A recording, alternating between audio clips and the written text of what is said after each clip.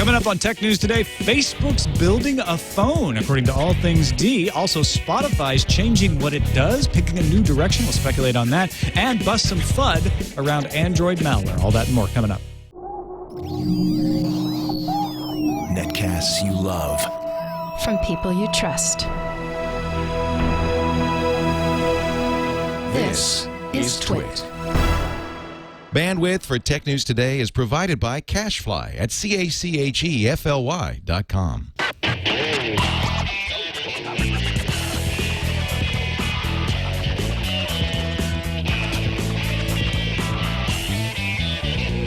This is Tech News Today for Monday, November 21st, 2011. Tech News Today is brought to you by Ford, featuring available Sync with My Ford Touch. Sync with My Ford Touch gets you to your destination with integrated turn-by-turn directions and directional arrows displayed on screen. Check it out in the new 2012 Ford Focus and at Ford.com/technology. Welcome to Tech News Today. I'm Tom Merritt. I'm Sarah Lane. I'm Iyaz Akhtar. And I am Jason Howell. And this is the show where we kick around the tech news of the day, try to make some sense of it all. We were supposed to be stop kicking Natalie. We would never kick Natalie. I'm not kicking Natalie. From She's the show. not here. But I was just about to say her name. Wait, Natalie under the desk? I don't think so. No, Natalie Morris was supposed to be on the show, but she had to bow at the last second. We were sorry about that. We will try to get her back on the show. That's right. Meanwhile, All Things D's Liz Gaines and Ina Fried writing a series on the Facebook phone. Wait a minute. second. It's what I said. That's that vapor phone we've been hearing about for a year and change, right? They have some confirmed sources, and they're reporting Facebook has tapped a Taiwanese cell phone maker called High Tech Computing, or HTC for short. They picked HTC over Samsung to build a smartphone that has Facebook integrated at the core. So this is not like the Salsa or the Cha-Cha where you have a little Facebook button built in. This is a phone where Facebook is pretty much your operating system overlay. It's built on Android, but it would work deeply with Facebook for your contacts. It would support Messaging. the HTML5 platform. I would assume Skype would be heavily integrated too, because Facebook and Skype are Skype working work more and more together. closely now. That certainly makes sense. The product 12 to 18 months away from launch, so we're not going to see it until 2013 at the earliest, and led by Facebook CTO Brett Taylor. Well, I mean, HTC has done their own software skinning of Android before. I mean, we see that with HTC Sense UI all the time. I'm wondering if Facebook joined up with HTC in particular because they have such experience, a successful experience of altering the Android experience with their own software. I mean, obviously, the Facebook CTO is in charge of it. So is this something people are going to want to have, a Facebook phone? Is this a differentiator out there? Yeah, absolutely. You got, what is it, 800 million people using Facebook? You don't need to have but a small slice of them. It's the spam effect to make this pay off. You know, even if you just take 1% of them, that's close to 100 million folks who, that's close to 10 million folks who, I didn't move the decimal. Yeah, I was like, wait a second. I had to think about it it's for still a second. huge number, right? Oh, It's yeah, close to 10 million folks who are the most fanatic Facebook fans, and we're like, yes, I live my life in Facebook. That's how I do everything. That's how I keep in touch. That is the ideal phone for me because I don't want to do anything outside of Facebook. I think people who are either working or just enthusiastic in the tech sector are much more vocal about, it bothers me to be within the Facebook walled garden. People will not download apps if the only way that you can sign up is to connect via Facebook, for example.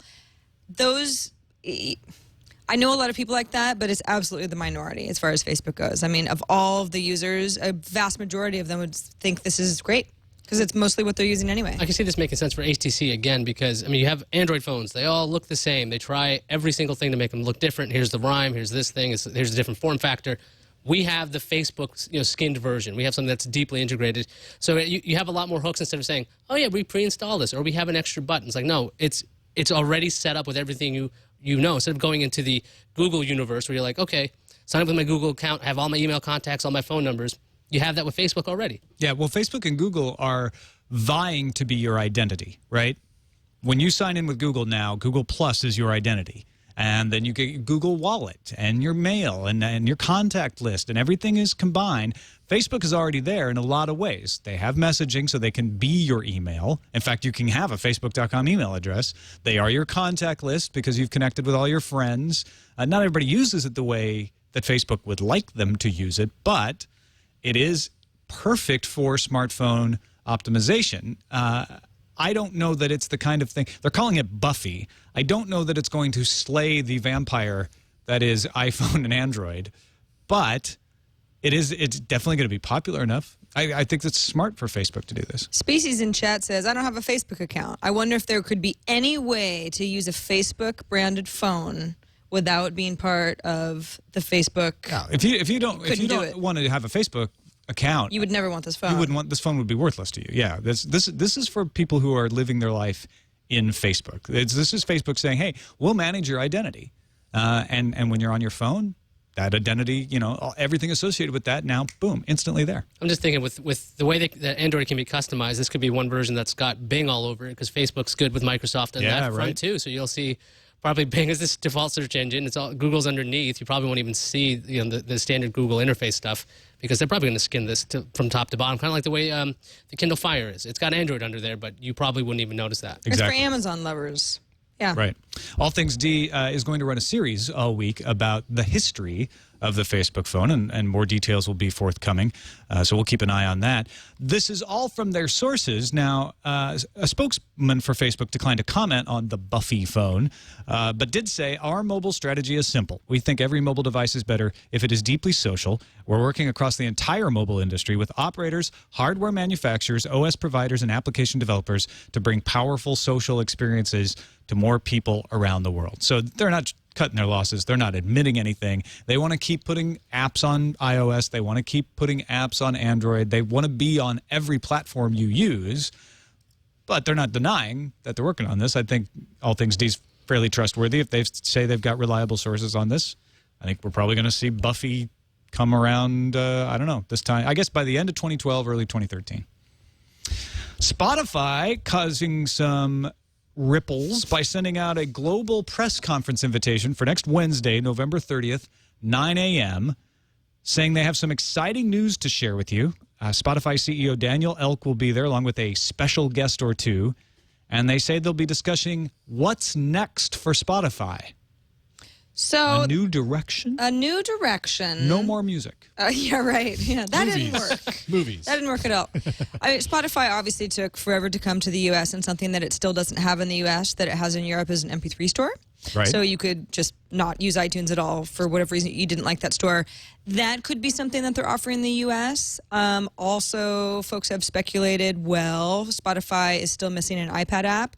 Neither of those, even together, I think are big enough for an announcement that's this, cloaked in mystery. I'd be disappointed, I guess. I'm going to take the invite literally. New direction. They're going to be opening in more markets like Canada and Mexico and other areas where they're not available right now, because that seems like if it's a new direction, it's not that it's something old feature that they have. If they're opening in new markets, why have a press conference in New York? Because they said it was a global event or something, right? Well, that's why it's not going to be the MP3 store, because it's a global press conference, right?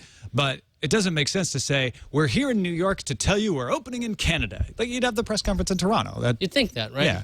I don't think it's that. I don't think it's an MP3 store. I don't think it's an iPad app. Or if it is any of those three, the reporters and the fans are going to be very disappointed because they're making a bigger deal out of this. It's got to be something ridiculously strange, like we're opening a TV service. Yeah, I was going to say, could Spotify go video and just blow everybody's minds? Globally, though? I mean, if they have, it's hard enough to get content rights in one area, but globally. We've partnered with NHK, BBC, Deutsche Welle, and TWiT, and 3 U.S. broadcasters, and the CBC to deliver you in all these markets. Could they be getting into the Music Locker service? That would be so okay. Yeah, well, yeah, it would be, but maybe that would be technically a new direction for them. For them, it would be a new direction, but it could also be kind of keeping up with the rest of the services. And that would be smart because Music Locker. Yeah, because Spotify right now, it's basically you can get your Ardios or your Spotifys or your Mogs if you want to do subscription, or you can do a Google Music or an Amazon or an iTunes match if you want to have a locker where you store the things you buy, but you can't get both. Alternatively, because they are so deeply integrated with Facebook, I could think they could start opening up to other. Actually, you can get both. Sorry, I just realized. Zune. The Zune. People forget about the Zune. Don't forget Zune. But I'm sorry, you were saying. Do you think they would integrate with other social networks? Because right now, if you want to go into Spotify in the U.S. anyway, you have to go through Facebook. You have to have that tied together. Why not hook into Plus? Because those APIs That, are again, open. that wouldn't be a new direction. That wouldn't Also, be globally, it seems a little off too. Yeah, that would not be. That wouldn't be. Also, that starts Exciting getting news. complicated with Google Music integrating so heavily into Google Plus. Would they want Spotify in there? I mean, if the APIs are open, I think they wouldn't. They really can't stop it. Yeah, that's true. Yeah, Throwing something out I there. don't know. I mean, We'll find out on the 30th. It's I'm basically thinking big. I'm coming it's up either going to empty. be mind blowing or disappointing. The way they've set it up.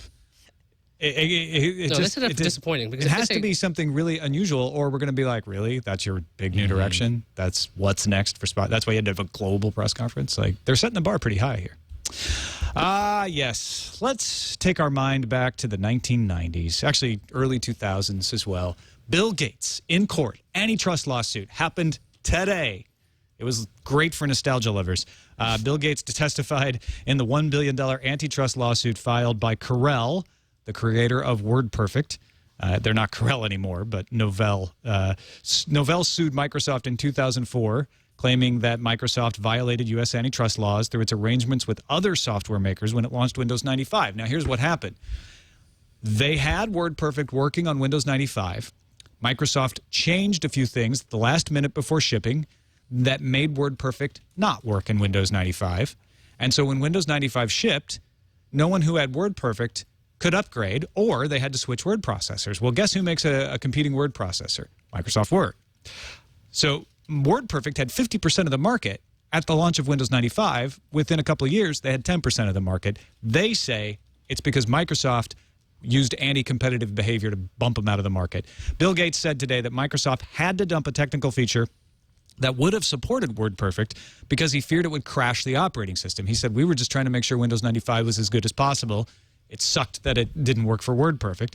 Novell argues that Gates ordered Microsoft engineers to reject WordPerfect as a Windows 95 word processing application because he feared it was too good.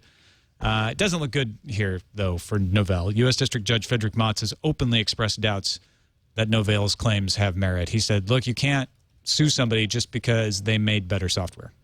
The other thing is, even if Novell was going to win, what could they possibly get that's going to make them happy? I mean, it's not like WordPerfect is now going to be installed on Windows, and it's not going to be around like, oh yeah, don't forget, even though we're kind of dead, we're back because we won. I mean, if they win at all, they'll get some money and they'll just shuffle away. They're not going to. Yeah, it's like how long would they have expected to be at the top of the market if this hadn't have happened? Well, yeah, that, and there's also all other kinds of versions out there, like Google Docs, and there's so many more competitors now. That's not even. You get damages, right? Yeah. I mean, that's, you don't not sue if you're right.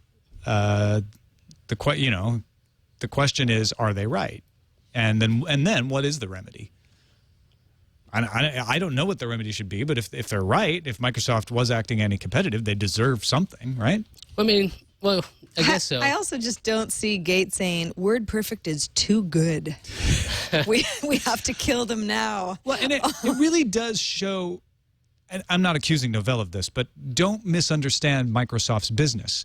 They aren't and never were in the business of driving other people out of business. In fact, they wanted to continue to do software for other platforms while they did Windows.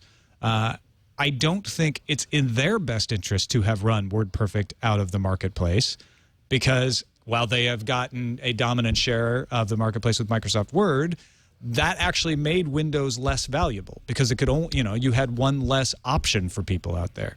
That said, there's probably plenty of people within Microsoft, like maybe Steve Ballmer, who are that ruthless and would push an agenda. So I think it's more complicated than Bill Gates ordered them to kill WordPerfect. I think it's one of those no one objects when the engineer says, I want to make this change. Might have some side effects. I don't know what they are. And a few people go, well, I'm not going to say anything because if it kills WordPerfect, great. Well, the other thing is, I mean, if this is around the time of Windows 95's launch, Microsoft is putting a lot of money into that advertising, a lot of different things saying, hey, look, this is the new way we're going to do Windows. If WordPerfect it actually did make it crash.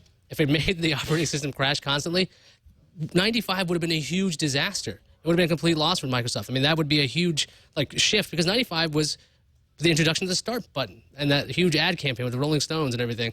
Microsoft actually had lines out the door for Windows 95. I was a part of it. So you went lined up for Windows 95? I went to Staples. Wow, look at you. Da-na-na. I went to Staples. I got my 13 disc upgrade. You got the floppy version. Wow. Well, yeah, it was a long time ago. Right. I think it's probably clear that Microsoft didn't violate antitrust law here. I think that they will prevail in this case.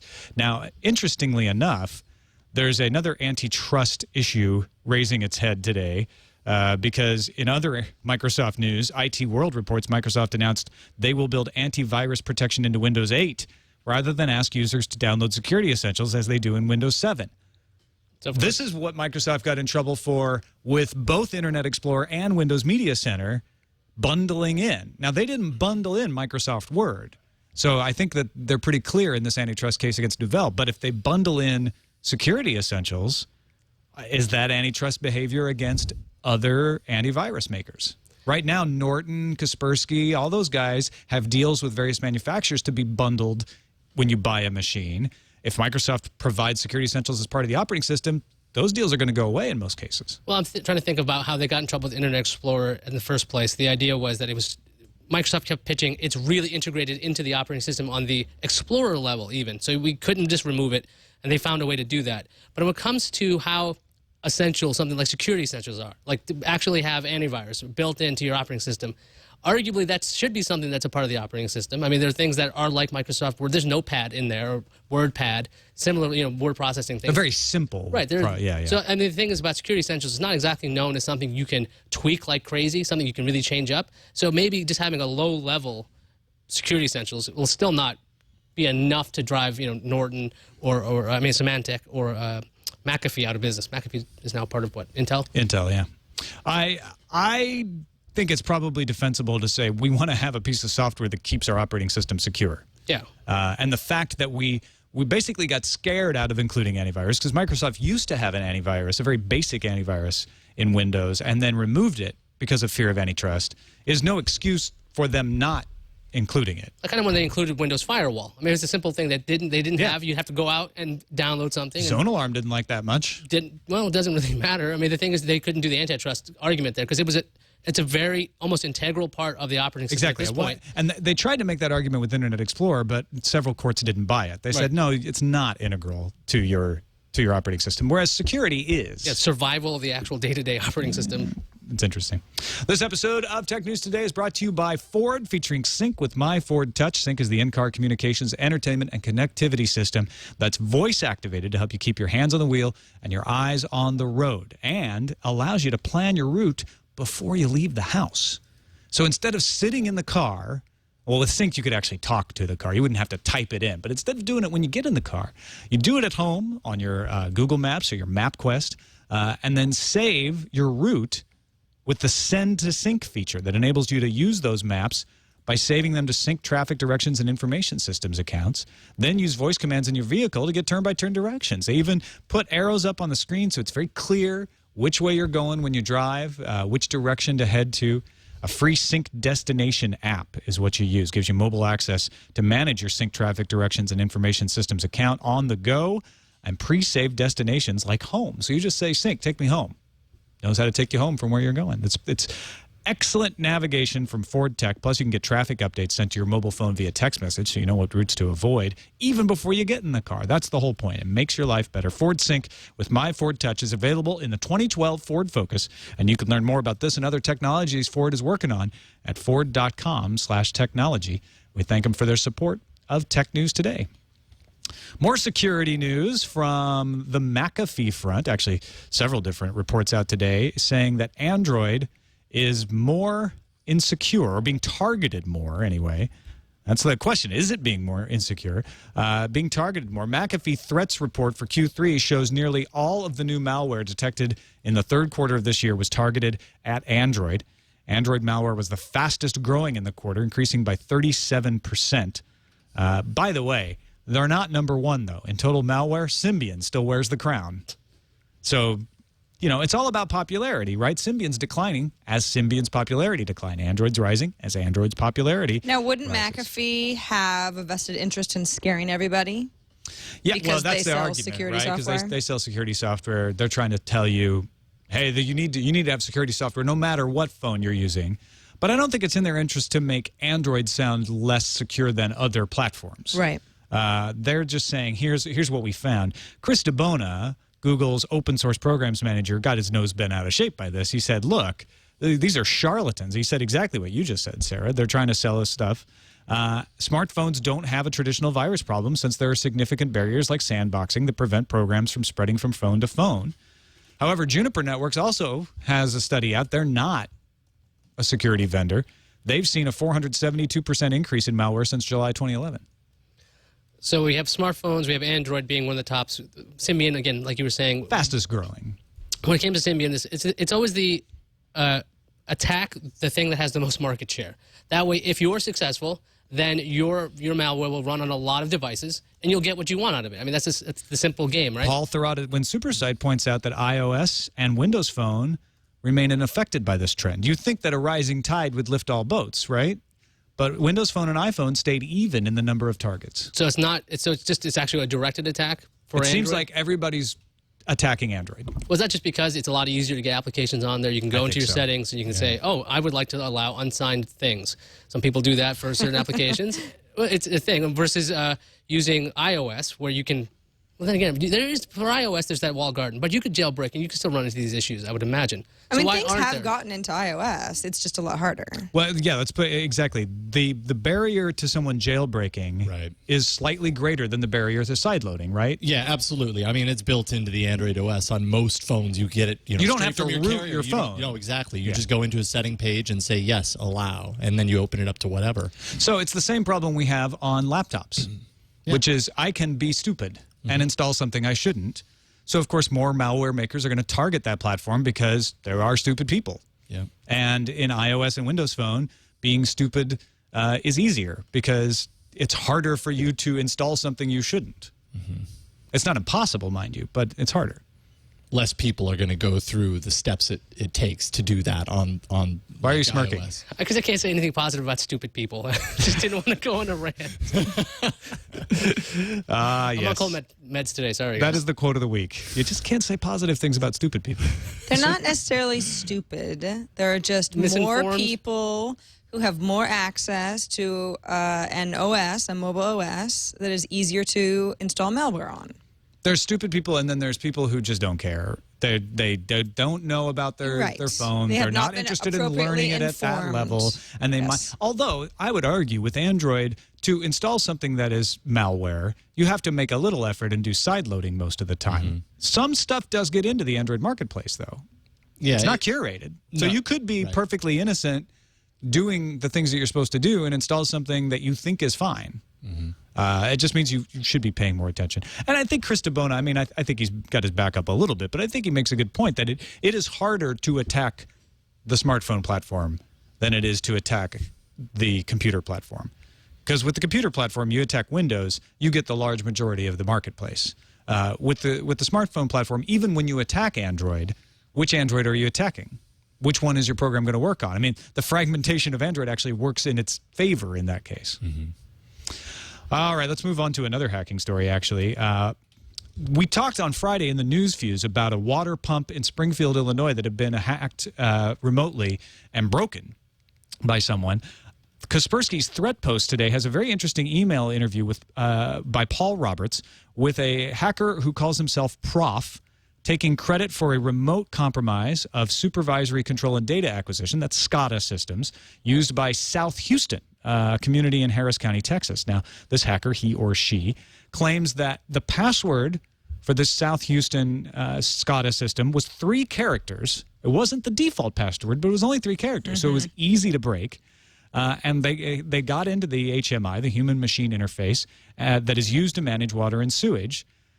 The quote from Prof is, "This was barely a hack. A child who knows how the HMI that comes with Semantic works could have accomplished this." That means if I know the software is Siemens Semantic and I know that's the HMI that I'm looking at, I can hack it like that. He said he carried out the attack after becoming frustrated with the reports about the incident in Illinois, where a disaster response agency issued a report claiming that a cyber attack damaged a pump. In other words, he's trying to raise awareness that these SCADA systems shouldn't be connected to the internet. They are connected to the internet, and they're not properly encrypted and password protected. A lot of times the passwords are 1, 2, 3, 4. They're the default passwords. Back at Black Hat in August, Tom Parker, Chief Technology Officer at FusionX, showed how you can use Google to find these systems and sometimes find the password and hack into them right from there. Now, he did say it takes some coordination to actually make this work, but it looks like that's what happened with the Illinois hack. They used SCADA to steal client usernames and passwords. So they broke into the SCADA system, took usernames and passwords, then used those to access the industrial control systems and break the water pump. Well, and you think, yeah, probably a lot of computer systems around something like a township's water pump might not be the most locked down system in the world. So it's like, okay, well, they just have to think about doing that. But in the meantime, how many of these in various areas of the nation and worldwide are as unencrypted as these are? I mean, you can talk about taking down a city's subway system, you know, taking out people's water supply. I mean, the implications are really awful. Somebody just posted a very scary link in the chat room, which has IP addresses for SCADA servers. So what's the fix for this? Is simply take them offline? Should there be more encrypted passwords? Should there be required like an actual like a dongle to actually have access to this Sure. the system? Why would something like let's this start not with a even secure exist? password to begin with. That would be the first thing. Is then decide whether these things actually should be connected to the internet. A lot of them should not be connected to the internet. There is no reason their IP address should show up in a search. Mm-hmm. This is an example of bureaucracy oversight. I have a feeling they didn't feel like anybody would find these things because the world's a lot flatter than it used to be as far as access to information. You know, back in 1970, you build a power plant and you have a panel. Well, a person's got to get through some barbed wire, know where the place is, not be seen. The chances of them finding the panel and logging in are very low.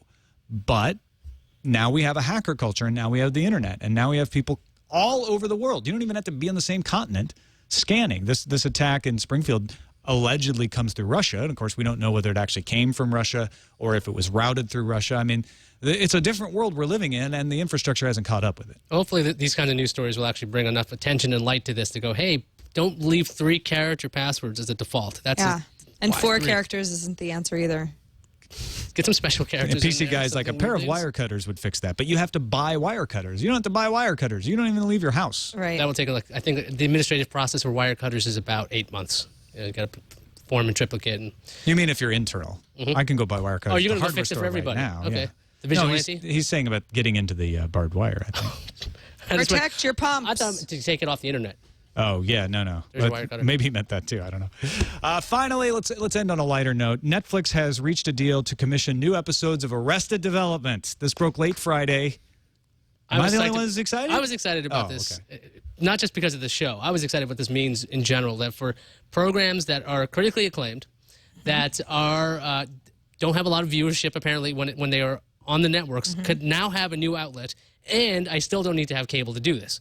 You can just get Netflix. If Netflix has become something like an HBO and they actually are a content provider, this is a new outlet. So instead of a company going, we're going to change the way we work. We're big network, NBC or something. Like, oh, yeah, we're going to change the way we are. We're going to start giving you the stuff direct.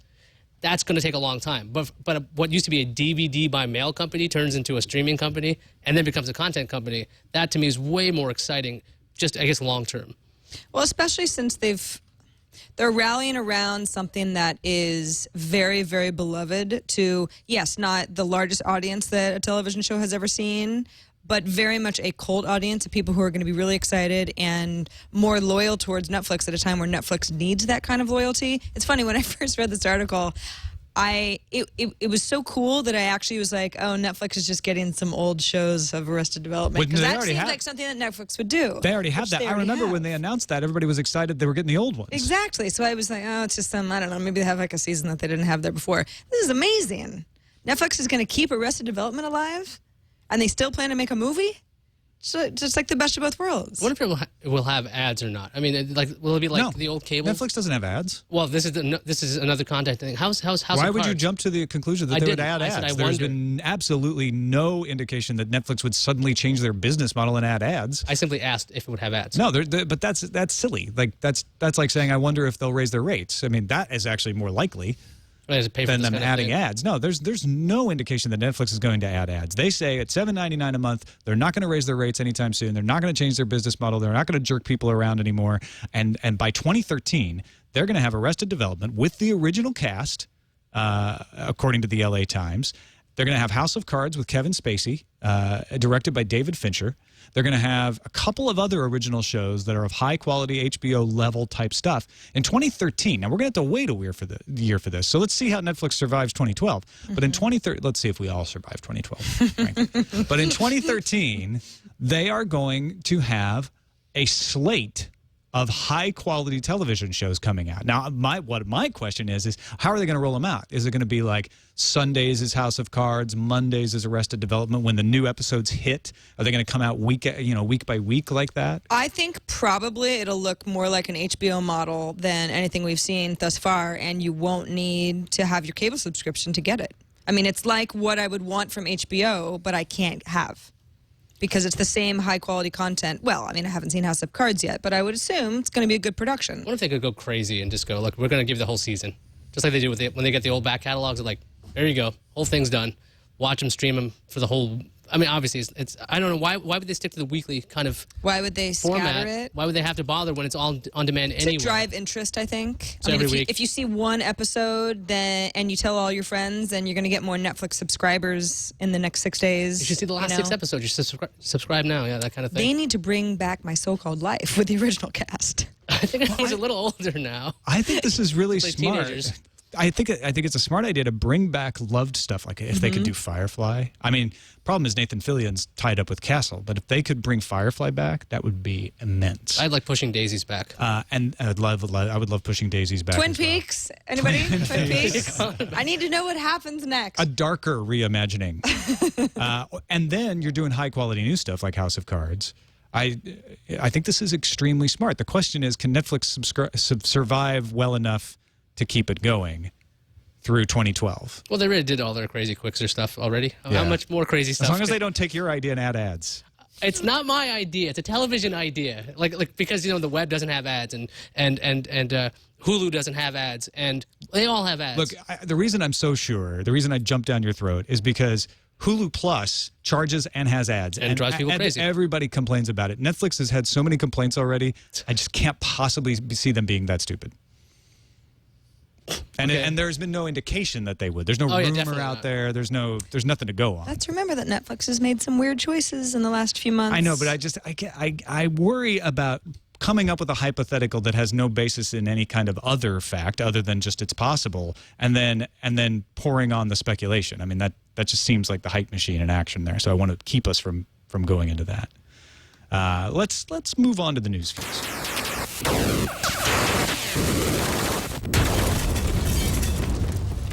Hewlett-Packard beat analysts' expectations for Q4 earnings and revenue, but forecast the current quarter and the full year to fall below estimates.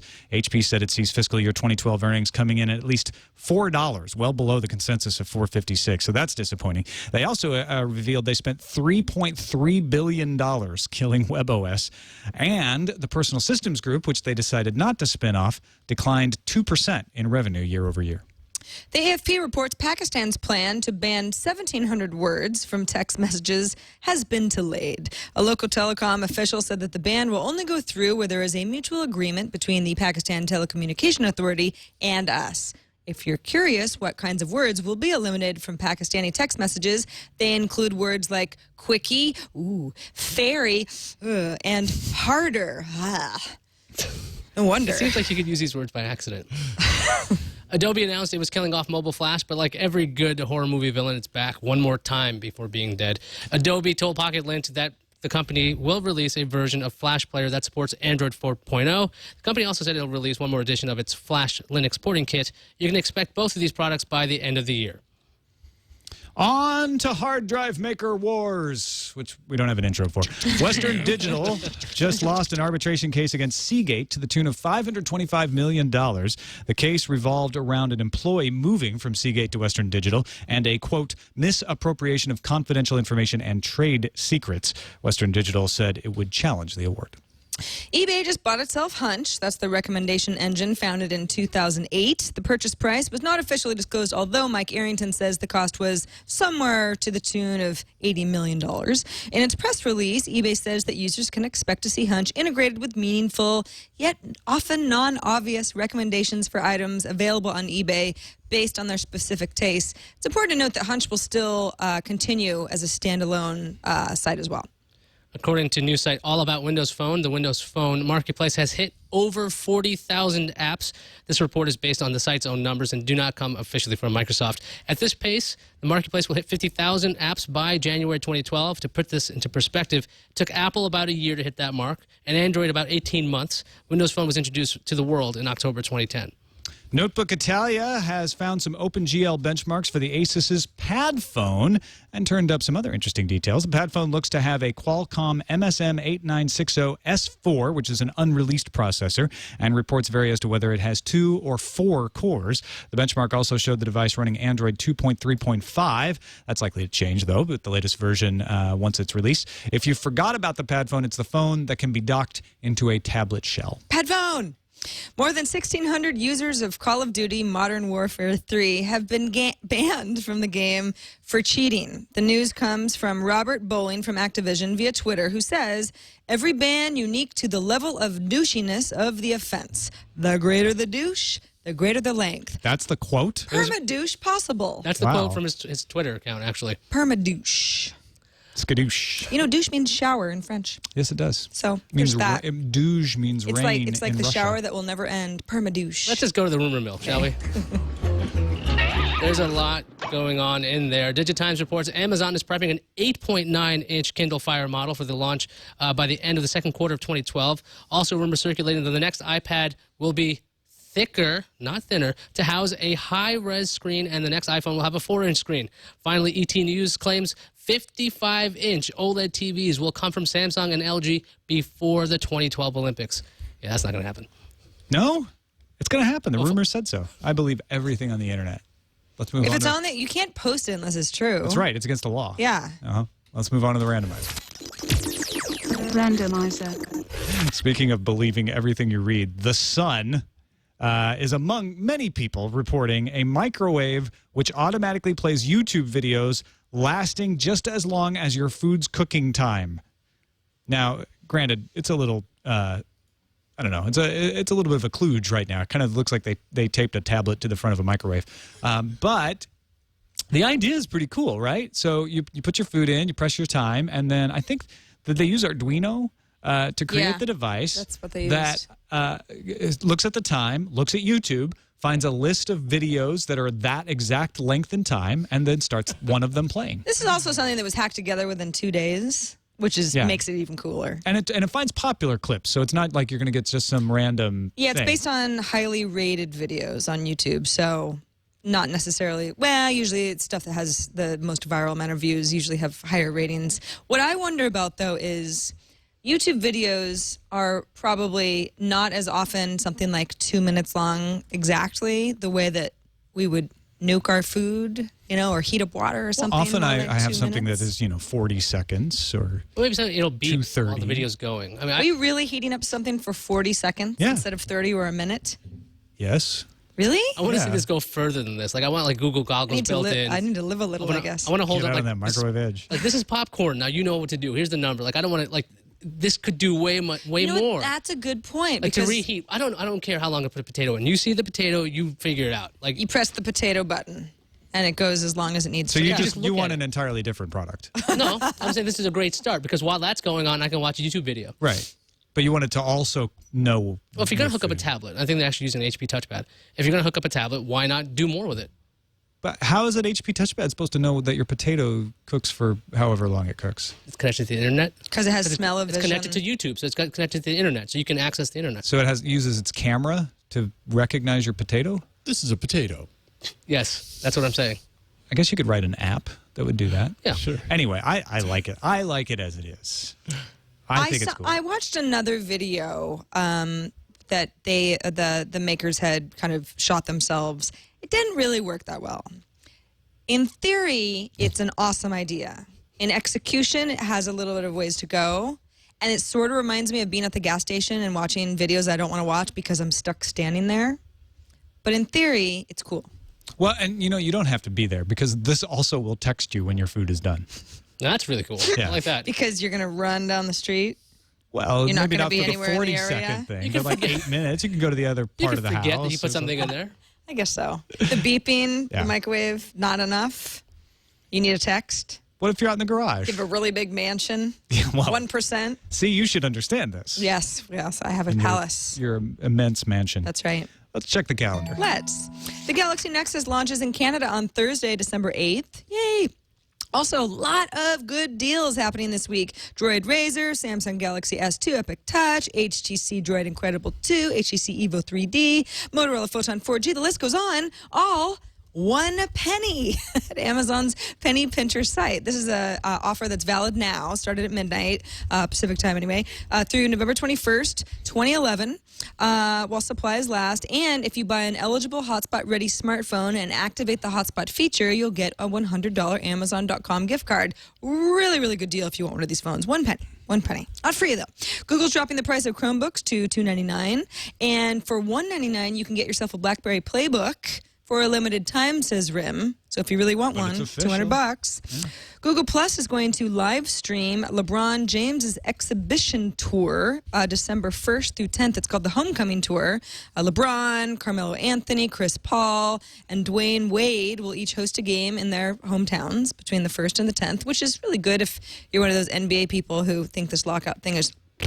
Yeah, I miss the NBA. I'll say it. You do? Mm-hmm. Would you watch this? Yeah, I will. It's kind of cool. It's on Google Plus. thing. I'm kind of curious how they're going to do the streaming, but also I miss professional basketball. I don't actually enjoy the NBA, but I will tune into this because I want to see how they pull it off, what it's like, and a lot of other people are buzzing about it. No pun intended. And finally, Mario and Zelda themed 3DS hardware bundles are coming November 24th, both for $200. Bundle 1 includes just launched Super Mario 3D Land game and a flaming red Nintendo 3DS system. Bundle 2 includes Legend of Zelda Ocarina of Time 3D and a special 25th anniversary limited edition Cosmo Black Nintendo 3DS system marked with gold-colored embellishments, whatever they may be. I hope they sparkle. They're like little signs, little Zelda-y signs. Yeah. They're cute. Yeah. If you like that sort of thing. And people do. You know what I like? What? Incoming. Incoming message. Our email comes from Ed Thomas, who says, I can get podcasts, music, and movies in one easy-to-use interface on iTunes. Why aren't Amazon or Google making a player that consolidates this media in the same way? It seems that I must use a different app for each type of media or a kludge cloud interface. It is the only thing tempting me to the dark side, which by dark side he means Apple. Podcast support on the Zune was something that took a long time to happen. But iTunes too. They did not do podcasts for a very long time. People just demanded it enough, and that got people to do it. I'm thinking for Amazon and Google, enough people complain about it. This is going to be there. But then, do they have their own interfaces for podcasts already? Amazon has an app store and Google has got an app store. Yeah, there's no podcasting interface. I know Google Music annoyingly takes every single podcast out of my iTunes directory and puts it up there, even if I don't want it to. But so that could work in your favor if you wanted to do that. Do you think they could just do it via RSS?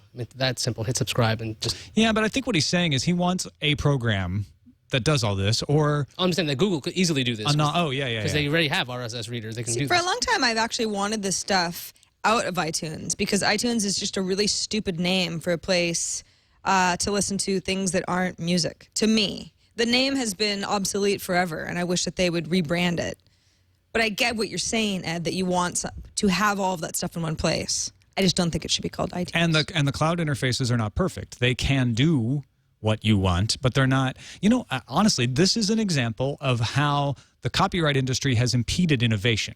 Because the reason we don't have these big cloud interfaces is because everyone's afraid of doing anything with music in the cloud for fear of getting in trouble with the recording industry. Mm-hmm. And therefore, they aren't building businesses on top of the cloud that take advantage of all your music, and therefore making side things like podcast and video management. If you look at iTunes, the reason it does what it does is because it was so successful at selling you music. Once it got permission to go full bore into managing your music with the recording industry, they were able to build it out and make it this widely functional, some people say bloated, piece of software. But in the cloud, anytime anybody's hinted, I mean, ask Michael Robertson about doing something in the cloud, they get bashed and threatened with lawsuits. And so you don't see innovation happening there. You see these very tentative steps that are very limited and don't do a lot of extra things. On that note, Mike from New Hampshire says, hey guys, I loved your discussion of Wolfram Alpha's flight overhead feature. FlightAware.com has iOS apps and a website that have been doing this for quite a while. It even gives you visual representation, albeit a few minutes behind. If you're on a flight with Wi-Fi, you can track yourself on FlightAware and even see thunderstorms that the pilots are deviating around. As an air traffic controller of 23 plus years, I'd love to bring you up to speed on some of the things you said. Tom speculated that a flight starting in N was a private plane. Indeed it was. Hey, U.S. I guess registered right. general aviation flights start with an N. Each country is different. And you mentioned a flight starting with an LN. That's an air ambulance. The L stands for lifeguard. It's usually a flight of surgeons on their way to or returning from removing donor organs. Lifeguard flights are like ambulances, and we give them every shortcut possible. Good call. In fact, you might fly a Delta flight transporting corneas. They would be called Lifeguard Delta, and they'd get the same prompt service. Tom mentioned you might be able to listen in. Since planes are so high, one radio transmitter covers a very large area. You'd be able to hear any aircraft overhead, but the FAA broadcast tower might be hundreds of miles away and is, of course, out of range. There's a tech tool to fix that, though. Check it out at liveatc.net. They stream and store ATC recordings, sometimes much to our chagrin. Remember the JFK kid? Have a great Thanksgiving. Thanks, Mike. Really Great interesting information. info. Wow. SkyWest Airlines, Singapore, Alaska Air, and Horizon Air all have flights over us right now. So, Yeah, 'cause they're so going that north. was interesting that we had an LN, like some kind of organ flight, Yeah. right then. Somebody was being saved. Yeah, right then. That's amazing. I like I like how they get liveatc.net. priority, too. I am definitely going to check out the aircraft, the FAA broadcasts over the internet. That's fantastic. Cool stuff. Last email from Bill Bass? Don't know. Rockford, Illinois. AT&T. I'd guess Bass. Bass? Being from the home of Cheap Trick and all, he's probably going to pronounce it Bass. Well, anyway, the email's from Bill. AT&T crew, in episode 374, one of your listeners brought up the point that if SOPA were to pass, access to a blacklisted site could be gained just by either typing the IP address directly into the address bar instead of the URL, or by using a DNS server outside the U.S., which strikes me as potentially risky in a number of ways. My question is, given the fact that Google is obviously strongly opposed to this legislation, could they use this to attract users to using Google DNS? Would it be legal for Google to deny the request of a copyright holder asking for a site to be blacklisted, basically telling them to come back when they have a court order? Could my local ISP still block the site effectively if I don't use their DNS servers at all, directing my system to use Google DNS instead? That last one, I'm sure there's possibly a way the ISP could block it. But if you're using OpenDNS, your domain name requests do not go through your ISP. So probably not. However, OpenDNS has said that they would fall under SOPA, and they would have to honor block request the same as any ISP. So theoretically, if Google created their own DNS, they would also have to follow those rules. And the implications for DNSSEC, secure DNS, are even worse because of this bill. So it's just an absolutely awful and far overreaching bill, in my opinion, that does much more damage than good. And I'll admit, it does do a little good, but it just doesn't do nearly enough to justify all of the horrible side effects it's going to have. And it's the kind of good that can be done in much better ways that don't involve U.S. Congress.